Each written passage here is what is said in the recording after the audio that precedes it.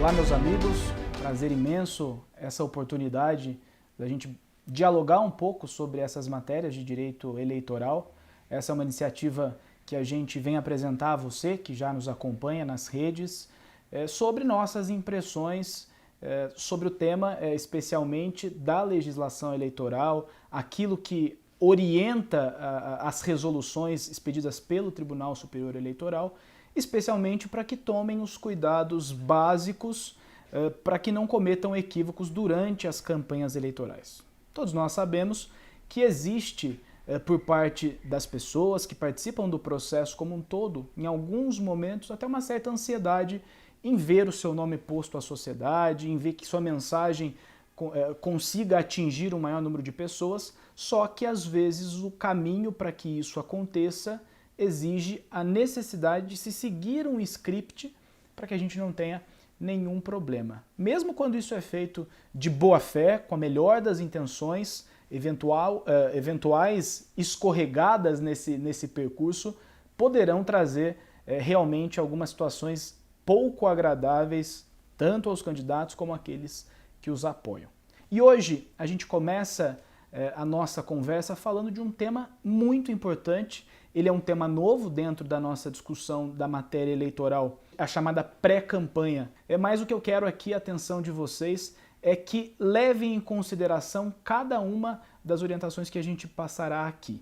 E essas orientações, evidentemente, com base na interpretação da própria legislação eleitoral, e temos, acima de tudo, um cuidado grande em não exceder todos esses regramentos postos. Quando tivemos a reforma eleitoral, passou-se a estabelecer um período de campanha mais reduzido, de 90 para 45 dias. E por que isso? Primeiro porque o Supremo Tribunal Federal decidiu, em plenário, que a utilização de recursos de pessoa jurídica, portanto empresas, seriam proibidas tanto aos partidos políticos quanto às campanhas eleitorais. A partir disso, houve nesse contexto todo uma redução na arrecadação por parte dos partidos políticos de recursos. E além disso, como uma alternativa para se resolver uma redução nos recursos disponíveis para as campanhas, houve-se a leitura de que seria necessário existir, aos partidos e às campanhas eleitorais o seu barateamento. E como é que eu consigo baratear uma campanha eleitoral? A leitura que se teve pelo legislador na ocasião foi de que, para que isso ocorresse, eu precisaria reduzir o tempo de campanha. E foi o que aconteceu quando de 90 dias passamos para aproximadamente 45 dias de campanha eleitoral. Há quem entenda que esse prazo reduzido, a bem da verdade, fez com que as campanhas ficassem ainda mais caras. E aí, com isso, a proliferação do chamado Caixa 2, que é o grande fantasma do processo eleitoral, ficou ainda mais evidente em algumas situações nas eleições que tivemos em 2018, com base em diversas investigações que ocorreram nos diversos estados do nosso país. Mas voltando aqui à questão da pré-campanha, e era essa introdução que eu queria trazer para a gente tratar exatamente dela, é o seguinte: o legislador, quando viu a necessidade de regular esse tema, ele percebeu que era necessário ter um limite de manifestação possível por parte dos pré-candidatos para que eles pudessem se apresentar à sociedade no período anterior às eleições, mas com certas amarras para que isso não gerasse um desequilíbrio no processo. É bom a gente sempre lembrar que o papel desempenhado pela Justiça Eleitoral durante o processo das eleições, ele é um papel de moderar e garantir a equidade de armas, de garantir o equilíbrio entre os concorrentes no processo eleitoral. Porque só assim, todos tendo o mesmo espaço para se manifestar, é que é possível ter realmente um debate democrático de ideias igualitário.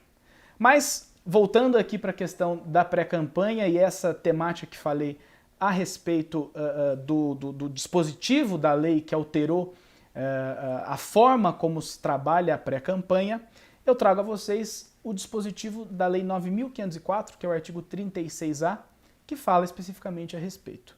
E me permitam até a leitura deste pequeno trecho para que vocês entendam o que eu estou dizendo. Disse o legislador lá no artigo 36A da Lei 9.504. Não configura propaganda eleitoral antecipada, desde que não envolva pedido explícito de voto, a menção à pretensa candidatura, a exaltação das qualidades pessoais do pré-candidato e os seguintes atos que poderão ter cobertura dos meios de comunicação social. Por que eu trago aqui toda essa minha preocupação com atos de pré-campanha? E digo isso pelas próprias recentes decisões que nós tivemos na Corte Eleitoral. Aqui trago, por exemplo, uma situação envolvendo uma senadora que teve o seu mandato cassado, e uma das questões envolvendo isso era o abuso de poder econômico no momento prévio do registro de candidatura. E o que significa isso? Veja, eu posso ter gastos antes do início do processo eleitoral como um cidadão médio. Essa é a orientação que tenho a passar a você a respeito disso.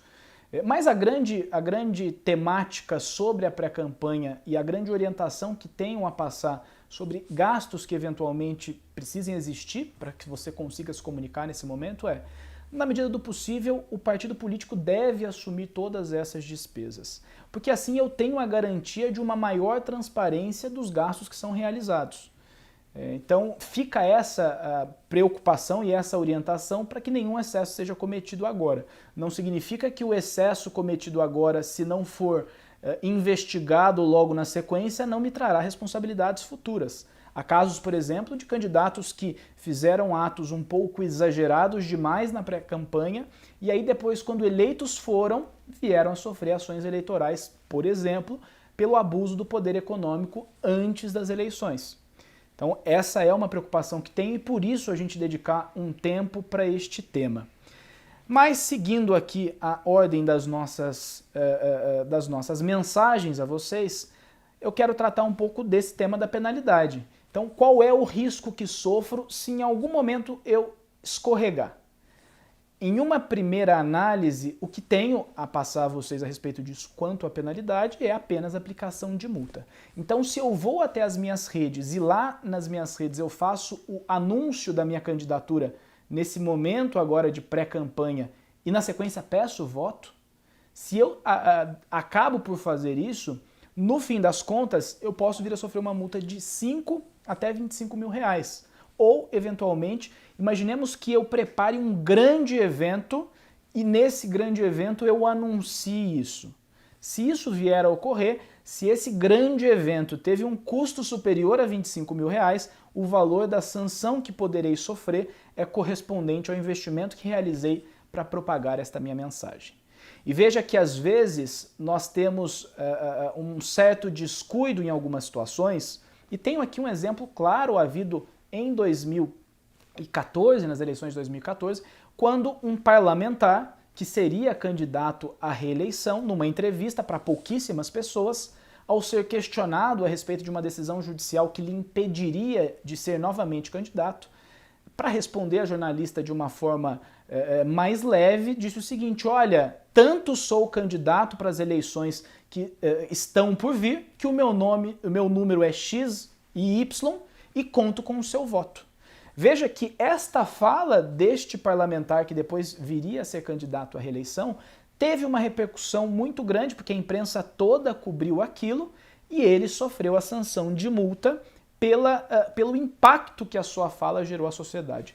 Então não significa dizer que se eu falar com uma única pessoa, se eu cometer esse deslize numa conversa reservada, se aquilo ganhar visibilidade, você também sofrerá as consequências disso. Então, por essas e outras que a gente tem aqui a preocupação em alertá-los disso. É evidente também que eu não posso responsabilizar o pré-candidato ou depois, eventualmente, o candidato que tem um apoiamento natural de pessoas que gostem dele, que sigam as suas ideias, que é o caso, é claro, que nós tivemos dos outdoors que foram colocados em todo o Brasil no apoiamento à candidatura do presidente eleito. Naquela ocasião, entendeu o tribunal que, se não há prévio conhecimento, eu não posso responsabilizar o candidato, mesmo que ele venha a ser beneficiado por essas ações. E uma dinâmica importante de vocês terem claro também é que tanto isso vale para a propaganda positiva, quanto também vale para a propaganda negativa. Ou seja, da mesma forma que eu utilizo os meus meios de comunicação para pedir o voto de uma determinada pessoa, de um determinado candidato, de uma determinada campanha, no mesmo sentido, se eu utilizo dessa comunicação para por um pedido de não voto, ou seja, pelo amor de Deus, sociedade, pelo amor de Deus, eleitores, vejam quem é este cidadão, vejam o que ele fez no nosso município, não vote nele nessas eleições. Esse ato do pedido de não voto traz a mesma consequência do pedido da propaganda eleitoral antecipada positiva. Portanto, a interpretação que se tem é que eu estaria diante de uma situação de propaganda eleitoral antecipada negativa, com sanções bem semelhantes da situação original quando positiva é. E aí uma outra questão que sempre gera dúvida, que é a questão do impulsionamento. Em 2018, tivemos a primeira eleição em que se foi permitido impulsionar conteúdo nas redes sociais durante a campanha eleitoral.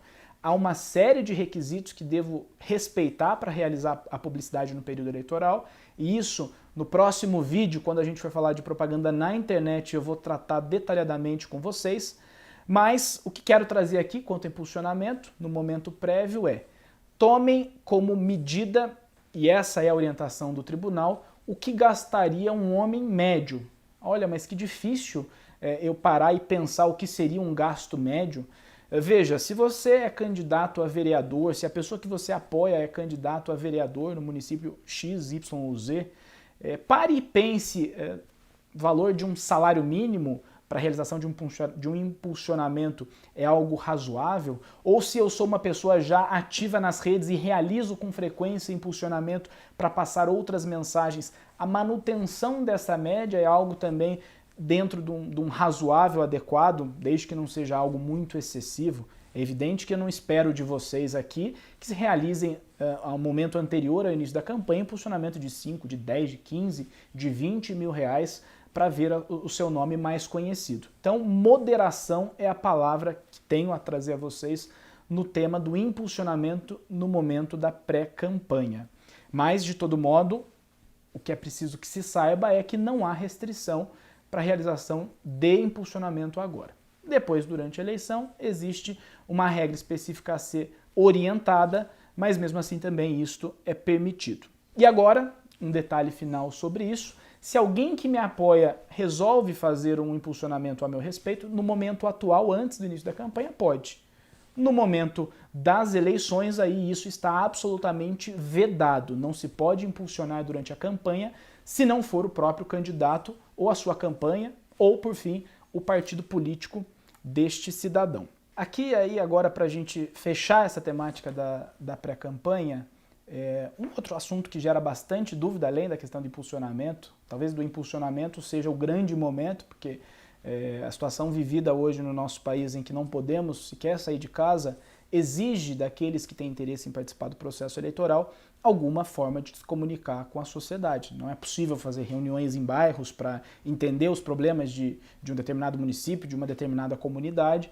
A grande solução para isso é, sem sombra de dúvidas, essas ferramentas das redes sociais.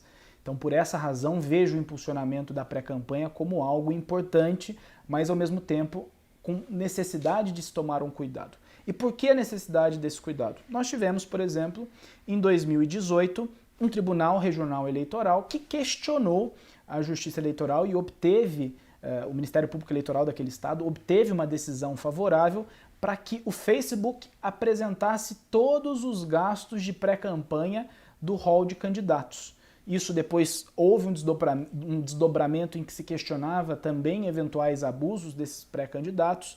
Então a gente não está imune de uma investigação nesse sentido. Então moderação, mais uma vez, é a palavra para o impulsionamento. Agora a questão da participação de pré-candidatos em programas de rádio e televisão. Nos dias atuais, em que há uma crescente do interesse das pessoas, principalmente em plataformas como Netflix, em plataformas como YouTube, a gente teve uma certa diminuição, um encolhimento da funcionalidade dos meios de comunicação tradicionais. Não que eles não sejam importantes, mas houve realmente uma diminuição disso. Agora, como quando falamos de meios de comunicação tradicional, e aqui especialmente rádio e televisão, eu preciso lembrar que essas duas plataformas são concessionárias de um serviço público. Prestar informação é um serviço público. Em razão disso, ela sofre algumas restrições. É diferente, por exemplo, de um canal online. Vamos imaginar aqui, numa estruturação lógica, no canal de um YouTube, onde não há restrição das comunicações feitas. A questão do pedido explícito de voto, ela estará sempre transitando sobre o nosso ambiente, mas não há restrição a respeito do calendário eleitoral quanto à participação de pessoas nesses programas, eventualmente online. Mas, tratando agora aqui da rádio e da TV, qual é a restrição imposta pelo legislador? Primeiro deles, a partir do dia 30 de junho do ano das eleições, não pode mais haver programas apresentados por pessoas que tenham interesse em se candidatar, novelas que tenham eventualmente o nome de um personagem que faça referência àquele candidato e que isso gere na cabeça do eleitor uma lembrança e, portanto, gere um desequilíbrio no processo eleitoral. Então, essas são as situações a se levar em consideração quanto a prazo. Até 30 de junho não há restrição nessas participações em rádio e televisão. A partir desta data, não significa que os pré-candidatos e depois os candidatos não possam mais dar entrevistas, participar de programas, só que a partir deste momento, esta será uma participação em que a emissora deverá tomar o cuidado em oferecer o mesmo espaço e o mesmo ambiente a outros candidatos, para que se garanta a igualdade de condição entre todos eles. Então essa é uma mensagem bem importante de se ter em mente. Até 30 de junho eu posso ter esse espaço garantido para aqueles que hoje ocupam as mesas de programas de rádio, programas de televisão. A partir daquela data muda um pouco a figura e eu só posso desde que eu garanta o espaço a todos aqueles que concorrerão ao processo eleitoral. Sobre pré-campanha, era isso que eu queria trazer basicamente nesse nosso primeiro encontro sobre propaganda, e na sequência agora a gente vai ter a oportunidade de conversar um pouquinho sobre propaganda na rua, um pouquinho sobre propaganda na internet, e não podemos esquecer que aquela máxima também vale para as eleições, que a propaganda é a alma do negócio. No campo das eleições, do processo eleitoral, a propaganda e a comunicação são a alma do processo democrático. Vejo vocês no nosso próximo encontro.